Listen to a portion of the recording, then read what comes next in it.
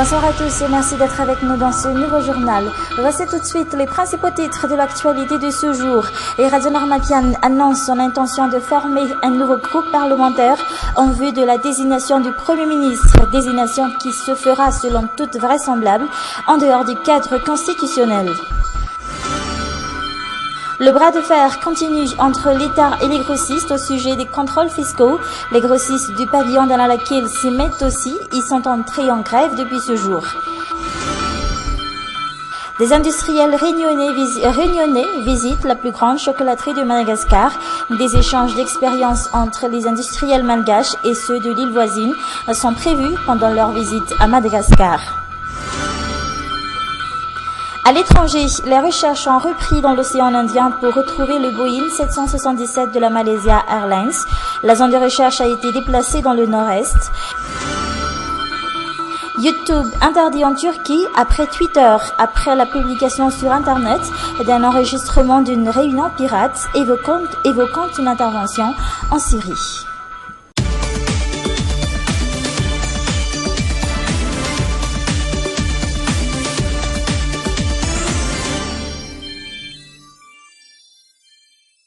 Entamons ce journal par la page politique et Radio Narmapian ne semble pas fléchir au sujet de la nomination du Premier ministre.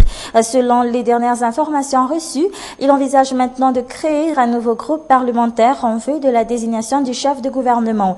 La désignation qui se fera, selon toute vraisemblance, en dehors du cadre constitutionnel. Et depuis ce jour, le chef de l'État reçoit à son bureau à Bootsrouich plusieurs députés et ce, malgré la séparation de pouvoirs qui n'accepte pas ce genre de connivence. Reportage.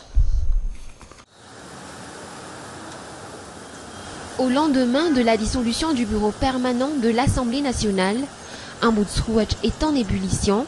Le chef de l'État reçoit un à un ses députés de tous bords, ce qui foule aux pieds l'article 94 de la Constitution. Cet article stipule clairement que le président de la République communique avec le Parlement par un message qui ne donne lieu à aucun débat. Ces députés sont en majorité issus du PMP, la plateforme présidentielle, mais il y a eu ceux du MAPAR et du GPS. En leur attirant jusque dans son bureau à Bootsrouich, et Radio Narmapian veut prendre les choses en main, mais surtout veut obtenir la majorité absolue à l'Assemblée nationale. Et la pratique ne change pas. Leur adhésion à la nouvelle plateforme du président sera largement récompensée, exactement le même mode opératoire utilisé par le camp présidentiel avant l'élection du bureau permanent et avec comme objectif principal écarter le MAPAR. D'après ce scénario envisagé par Radio Narmapian, une nouvelle plateforme parlementaire verra le jour, incluant des députés MAPAR corrompus selon leur famille politique et ceux du PMP. Et justement, en marge de la cérémonie d'ouverture de la réunion du JICAM à Madagascar, Radio Narmapian a donc annoncé officiellement son intention de créer ce nouveau groupe parlementaire en vue de la nomination du futur Premier ministre. Je vous propose de l'écouter tout de suite. Le processus a été en marche, il reste cette partie-là, bien évidemment, qui sera résolue incessamment.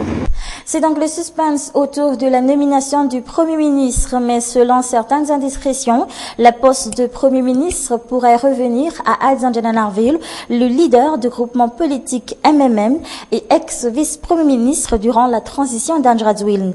Un choix qui ne ferait pas l'unanimité dans le camp du président, car si le chef de l'État tend plutôt la main à ses adversaires politiques à la présidentielle, ses proches collaborateurs ne sont pas du tout du même avis. Faut-il rappeler que Madagascar attend toujours son Premier ministre depuis déjà 2 mois.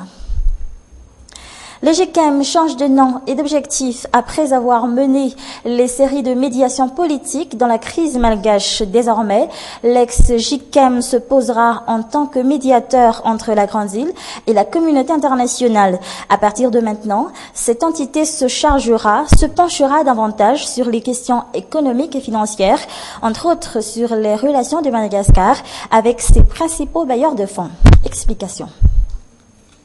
Ça sera l'interface entre donc, le gouvernement et la communauté internationale pour apporter toute l'aide nécessaire que, évidemment, nous nous l'évaluation et surtout l'appropriation par le gouvernement malgache de son propre programme de développement.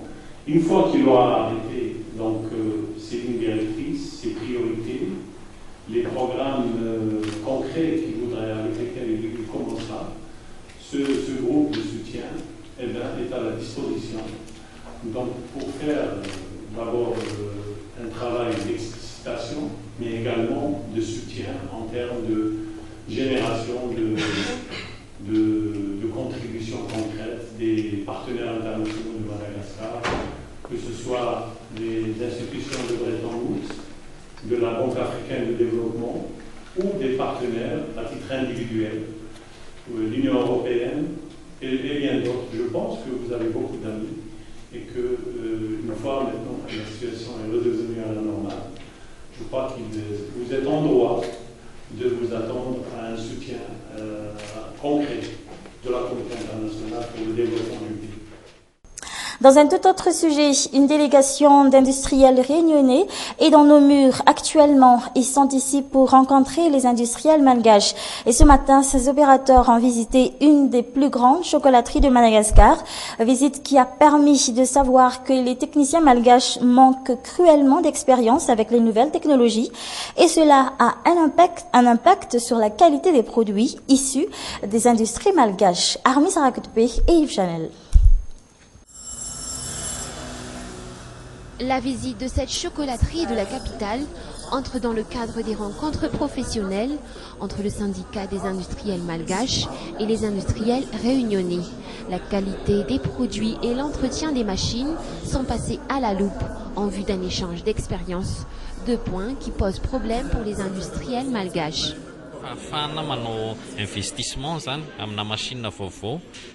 Nous n'avons pas la possibilité d'investir dans l'achat de nouvelles machines, donc nous devons entretenir ce que nous avons actuellement. Puis, nous avons constaté que les compétences de nos techniciens ont largement diminué ces derniers temps, surtout ceux qui sortent des écoles supérieures locales. Les industriels malgaches attendent beaucoup de ces rencontres professionnelles. Du côté des Réunionnais, bien qu'ils sont plus en avance en matière d'outils industriels, les deux pays disposent à peu près des mêmes matières premières. Appliquer à Madagascar les mêmes méthodes de travail à la Réunion ne devrait donc pas poser problème. Le management de la qualité, c'est la méthodologie qu'on met autour du métier pour l'amener vers la certification ISO 9001 et cette certification garantit cette qualité au produit. Donc le métier réalisé à Madagascar est le même que celui qu'on réalise à la Réunion avec des matériels et des matières premières qui sont identiques. L'Union européenne finance ces échanges professionnels entre les industriels malgaches et ceux de l'île voisine. Le montant du projet s'élève à 450 millions d'alliages. Troisième jour de grève pour les grossistes d'Anousibé, peut-être le dernier jour de ce mouvement.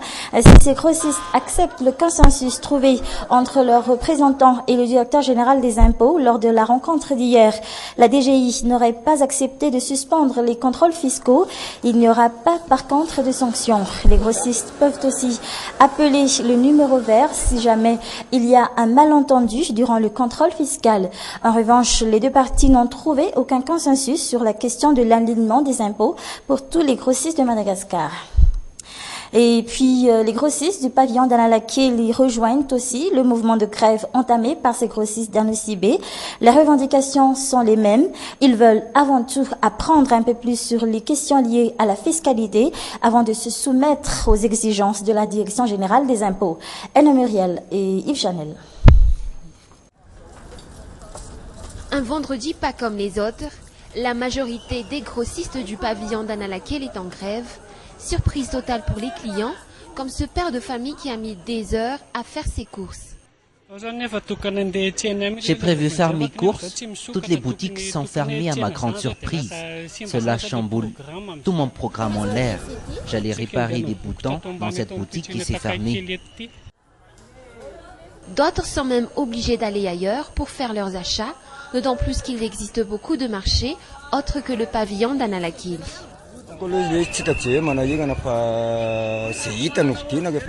Ça devrait pas être un problème. Il existe d'autres endroits où l'on peut faire les courses.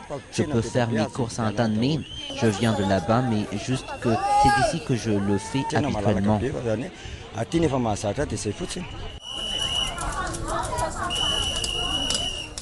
Les grossistes du pavillon d'Analakil ont donc rallié le mouvement de grève entamé par les grossistes d'Anousbé. Les revendications sont les mêmes, mais malgré tout, ils seraient disposés à collaborer avec les autorités.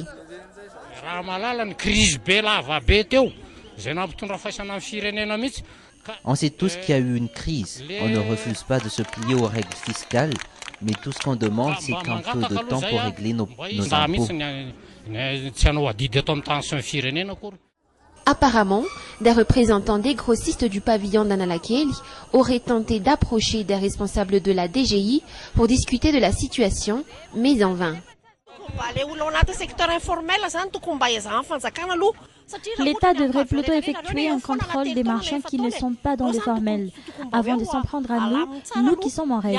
De toute façon, nous sommes toujours là dans nos boutiques lorsque les agents du fisc entameront leur contrôle.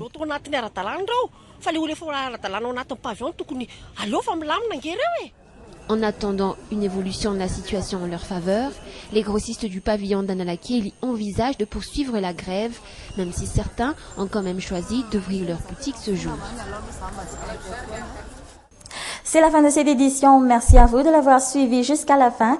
Je vous souhaite de passer une excellente soirée en notre compagnie. Au revoir.